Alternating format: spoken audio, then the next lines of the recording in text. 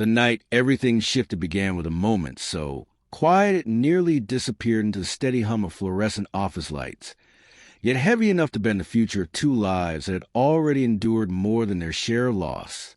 Outside, rain slid down the tall glass windows in silver lines, blurring the city into reflections of neon and shadow, while inside the office the air felt thick with exhaustion and unsaid words. A single father, worn down by years of responsibility and silent grief, stood frozen beside his desk as his powerful, composed female boss stepped closer than she ever had before. Her heels stopped just inches from him, her perfume faint but warm, her usual confidence softened into something fragile.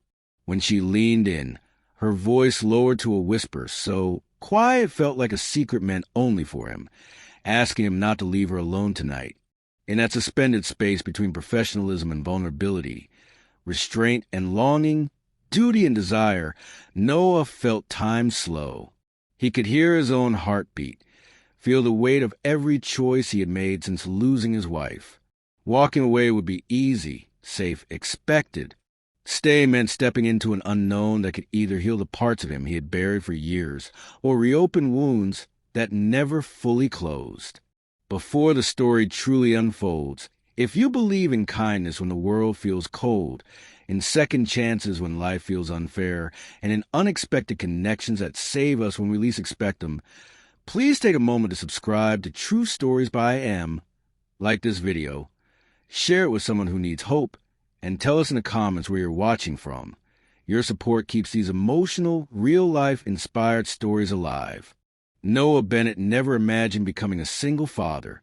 Life rewrote his future without warning 3 years earlier, leaving him clutching the small, trembling hand of his 5-year-old daughter, Ava, beside a hospital bed where machines hummed softly and the woman he loved slipped quietly away. In that moment, the world narrowed to a single breath, a single goodbye, and a promise he made silently to never let his daughter feel alone. Since that night, Noah lived on autopilot, measuring time in school drop-offs, packed lunches, bedtime stories, late-night laundry, and the soft rise and fall of Ava's chest as she slept. Grief didn't leave him. It simply learned how to sit quietly in the background of his days. His dreams had shrunk from ambition to survival, from wanting more to simply making sure Ava always felt safe, loved, and protected. His job as a senior project coordinator at an elite architecture firm in Chicago wasn't about climbing ladders or impressing executives. It was about consistency, about knowing the rent would be paid and food would be on the table. Every morning he woke before sunrise. Every evening he rushed home without fail, building a life that revolved entirely around one small heartbeat that depended on him.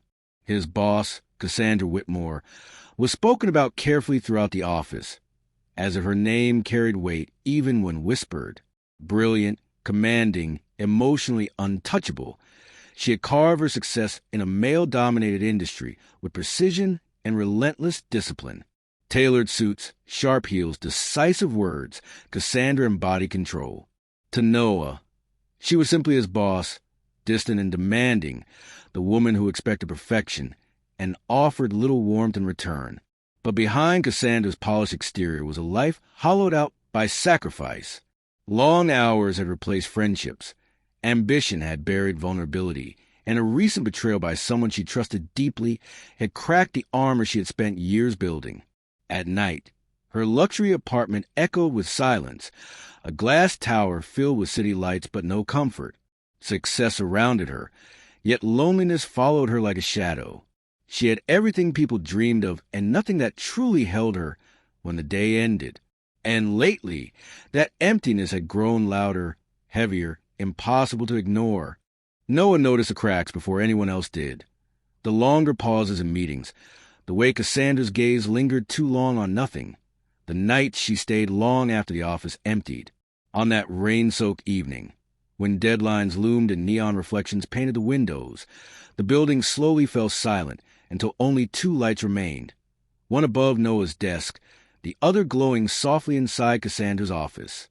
She asked him to stay late, and he did without hesitation, because responsibility had become instinct. When the work finally ended, Something else surfaced, something unplanned and dangerous. Cassandra didn't cry or confess. She simply admitted, in the smallest and most vulnerable way possible, that she didn't want to face the night alone. The words hung between them, heavy with meaning.